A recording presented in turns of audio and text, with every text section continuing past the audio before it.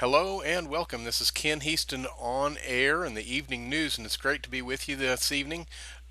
Starting off the week here, we've been talking a lot in the past few weeks here about working up our blog and working up our Facebook fan page and using them together to be able to create a presence online and get out in front of people and build our own brand. Just getting started with the blog and the Facebook fan page. So this week, what we're going to do is we're going to kind of take it to the next level, and we are going to use our blog and our Facebook fan page, and we're going to talk about how to use those two things together to build a sales funnel. Now, if you're, say, you're a network marketing or direct sales representative, and you have you represent your company, you have a replicated website, and you've been working with those things. Maybe you've been working offline some, doing some parties or trade shows, prospecting offline, and such as that. So you might think, well, what in the world is a sales funnel, and why do I need one? Well, the fact is that everyone that makes money online, they're using a sales funnel. Actually, everyone that makes money offline is using a sales funnel. If you think about like the flyers that you get, the newspaper flyers, um, those things they come in your mailbox. They're full of advertisements, and they're running things on sale, and that is part of their sales funnel. The next part of their sales funnel is when you walk into the store. And at that point, they have strategically set up points of purchase to show you other products once you get in the store. So they're using their sales funnel to bring you in and to get you to spend money in their store.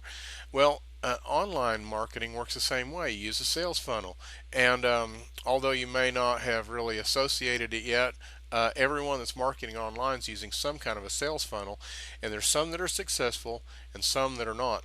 Well, of course, what we want to do is we want to use a successful sales funnel template, right? We want to get it right. And the reason we'd want to do that is because it may be that you'd like to sell your products online. Or it may be that you have other things. Maybe you've created your own product of some kind and you'd like to sell it online. And in order to do that, you're going to want to use a sales funnel. Now, uh, we're talking about using your Facebook page and your blog together. And we're going to concentrate on that during this week of how you build a sales funnel using your Facebook fan page and your blog. So part of what we're doing there is you're going to use your Facebook fan page to run an ad. And ads are the first part of your sales funnel. That's where you get out in front of people, use an image, use video, use some text, so headlines and things like that to grab their attention. And that's the first part of your sales funnel. The next part of your sales funnel will probably be a web page on your blog. Now, there's lots of ways to make pages for sales funnels, and most of them are pretty. They take more of an investment. Okay, you're going to have to actually, invest in some things and kind of up your business a level if you're going to use professional lead pages. But what we're going to focus on this week is how you're going to build those pages right on your blog. Okay, so we're going to build a funnel. We're going to use a page right on our blog, and then we're going to probably capture lead name and email, and then we're going to send them on from there to maybe the replicated website. Your replicated website would be a good place, or your page, your company page, so that you can sell products there. So, what we're going to do is we're going to concentrate on how sales funnels work, how you can use them with a Facebook fan page and your own blog, and you're going to get a good understanding this week of how to put this thing together so that you can begin to collect leads and make sales through these things without investing in really expensive stuff. Sales funnels all are the same. You can use fancy stuff if you want. You can use expensive stuff if you want, but you really don't have to. there's some secrets about that that make using your Facebook fan page just really effective. So that's what we'll be talking about this week. And tonight, what we're going to do is we're going to investigate some sales funnels, and I'm going to show you how to learn for free exactly what a successful sales funnel looks like and how to duplicate it. So let's get right to it. We'll get started, and I'll take you through this process. What I'm going to do, here is start right in my news feed on Facebook. The reason is because what we're going to do is we're going to spy on some other people's sales funnels, and we're going to kind of dissect them and learn about, you know, how they set them up and how they at least expect them to work. And then we're going to talk about how to pick out and figure out which ones really are working and which ones aren't. Okay, so let's get started here. I'm in my news feed now. I'm working on a PC. If you were doing this on your mobile phone or your tablet, it probably would be a little bit different process, but the concept, if you can figure it out. If you want to follow this concept, you'll find a way to figure it out. So what we're going to do is we're going to look here in my newsfeed. I found one just a little while ago that I really liked. This one right here. This is Amy Porterfield. Now, see right up here where it says sponsored? That means it's an ad. Okay? And it hasn't been really that long ago that Facebook started letting you advertise in the news feed. And the reason that they did that more than anything else is because on mobile, you really don't see the right hand side or other places where people traditionally put ads in the past. So they opened up the news feed for advertising. And the way that it works is when you advertise on the news feed, you're kind of directing it toward a certain group of people that will like what you have. If you don't do that, you're not going to get any results out of your ad. Okay, so you're going to select an audience, and you're going to make an ad that goes out into their news feed, and it's going to look something like this. Okay, it's just going to look like another post in the news feed. Now, the reason that I stopped on this one was because I know that Amy Porterfield is a seasoned marketer, and what she's done here, she's made an ad. Okay, and let's take a look at it. She's got a nice graphic, and this is one of the first things that I would recommend that you do is take some photographs of yourself in different settings, and you see how this photograph or this image of her looks like it's superimposed over this other image. Now, the way that you do that is you turn it into what's called a PNG, all right? And a lot of times, when people take photos, they might load them up in JPEG, okay? Well, if you load up a JPEG photo and you turn the background white, then it would block out a big area right here with white, okay? And you don't want that. You just want your image with a transparent background that you can lay right over another image. So what you're going to want to do is take a few photographs of yourself, and then go over to Fiverr.com, and that's Fiverr.com, and just find somebody on there that will do some image editing for you, and just submit several images to them, and they'll turn them into a transparent background. They'll probably be in PNG format then, and you save those on your computer, and then when you go into Canva or some other image editing program, you can load those in there, and you can go ahead and make this type of an image with your face on it. And I really like the way she's done that, and that's a really good branding technique. It gives the impression that there's somebody really out there. It's not just another stupid ad. So this is one thing. She's obviously managed to stay within the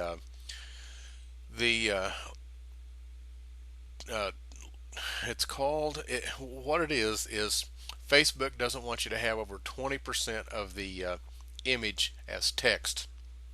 Okay, so she's figured out a way to do that, and this image evidently passes because she's running it. Okay, so you might experiment with that, how much text you can get away with. Now, things like this where it says sign up here, even though that's text, it really doesn't seem to count into the 20% rule so much because it's a button. So, they're going to be looking at this text right here. So, you're going to want to have some text in your image. How much is up to you. You really just want to get the point across, and so that's part of an ad that's really important. Okay, now she's got quite a bit of stuff up here. All right, she's even got see more. So there is a lot of stuff going on right here, and I'm guessing that this is a promoted post ad because usually, when you create an ad that's not a promoted post, you can't put this much text in. So I'm going to say that she put this up as a post and then ran an ad on it. Okay. And now this big text right here is your headline. Okay, and this is very important. Your headline should say it all. It should be the thing that stops people dead in their tracks after the image. The image is number one. That's what stops people from scrolling. But that headline, that's big, okay? Creating this headline right here. And what you really do is you experiment with quite a few headlines and run ads on them and see which ones get the most clicks, okay? Now, this smaller part right down here, in most ads, I just call it the description. A lot of, the formats that you use for creating your ads will call it a description or something like that. But at any rate, it's another small bit of text that you can put in and that you can, you know, uh, further get people to click on your ad. You can say a little bit more right there. Okay, and now see this. This is her website, and actually it's a page on her website. So you have an opportunity to put that in, and see it's amyporterfield.com. So she's branding herself in that way too. And this is something that I've been recommending all along: is that you get your domain name in your name. Okay, it's really really important because of the fact that it gives you some. When people see that, they say, this is Amy Porterfield, and this is amyporterfield.com. She must be not bogus, right? Okay, and then also you can add these little buttons, and they actually link to the same place that everything else does, but they're just an extra little call to action button, which is real handy. Okay, so here's what we do. When we see a good ad like this, uh, what we do is I'm going to minimize or just drop that down a little bit so I can get the whole ad on the screen.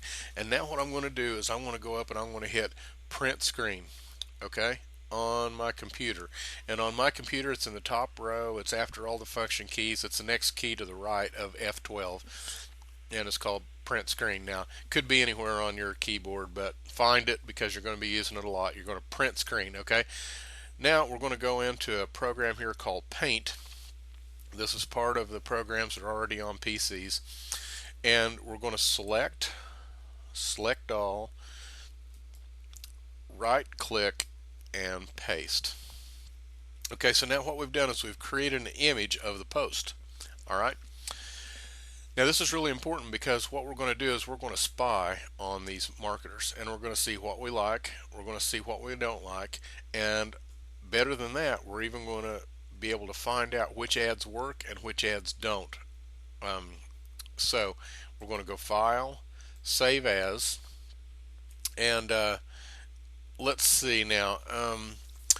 I have a file already made in Documents, and I call it IM for Internet Marketer. Okay, so this is where all my cheat files go. So I don't have Amy Porterfield. I don't have a file for her yet. So I'm going to make a new folder, and I'm going to call it Amy Porterfield. And then I'm going to put this image in it, and I'm going to call it Post because it is the post image. It's a post It's an image of the post on my newsfeed, okay? So I can keep track of exactly what the verbiage was, what the image looked like, and everything about the post. Now, the next thing we're going to do is we're going to click on it, okay? And this is going to go to the website that she set up in her ad. This is the next phase of the funnel, okay? The first phase was the ad. We saw that. We took a good look at it. This is the second phase. This is when you click on the ad. All right, so what Amy is going to want to do here is collect our name and email. This is called an opt-in page, and this is a standard part of most people's funnels. This almost every funnel works this way online. They want to know who you are so they can get a hold of you again, because they know that even though you're interested enough to click on the ad, you're probably not going to buy the first time. So they want to be able to email you, and you're going to want to do this too. You're going to want to be able to email back and let people know what you got, more about it. Okay, so she's her headline is how to build a marketing system. Now let's take a look how to create a marketing system. That was her headline. Now when you get over here to the opt-in page, how to build a marketing system. Okay, it's an awful lot. It's almost congruent, which means when you leave the ad and you see the page, you're going to say, okay, I'm still talking about the same thing here. And this is where a lot of marketers really mess up is they create an ad, but then the next page doesn't have anything much to do with the original ad, and you won't get any clicks because it's not congruent. Okay, so you want to flow there, and so this is a masterclass registration, and if we click the yes, claim my free spot now, we get the autoresponder. This is just like we've been talking about, the autoresponder for um, collecting leads, just on our blog, just exactly the same. This just happens to be for a webinar. But at any rate, at this point, she's going to collect our name and email address. And so what I'm going to want to do, I'm going to take a screenshot now. I'm going to say print screen, and I'm going to go back to Paint, and I'm going to select all, right click, and paste. And now I've got a screenshot of her. I'm going to call this opt-in because that is the opt-in page. Okay, so now I could X that out, and I could even minimize it quite a bit so I could see a lot of the copy. Do another print screen and save that, and that would give me a pretty good idea of what the page really looks like once it's set up. And so that means if I like this funnel, I can copy it, and I'm going to call this a landing. Okay, so now I have and you can go as far as you want with this funnel. If you put your name and email address in, what you're going to get is the next page. And so you're going to see more of the funnel. And the more of the funnel you see, the more you're going to understand how it works. So this is how you spy on someone else's sales funnel, okay? And what we're going to do is we're going to use these successful techniques, and we're going to use them to build our own sales funnels. And that's what we're going to be working on the rest of the week, using Facebook and our blog, and try to match some of these sales funnels that we find. So you should be doing this on your own newsfeed. Always watch for these, click on them, see what's going on, because you're going to want to copy the successful ones. Now, I promised I'd share how you know which ones are successful. Well, if you see them one day and not ever again, they weren't successful, because they're not going to run an ad. You can't pay for an ad that's not converting, okay? If you see it run time after time, and say it even runs for a month, that's a supersonic, successful, really good ad. Okay, you should really take a look at that, because that ad is converting, and that's the way you tell a good one from a bad one.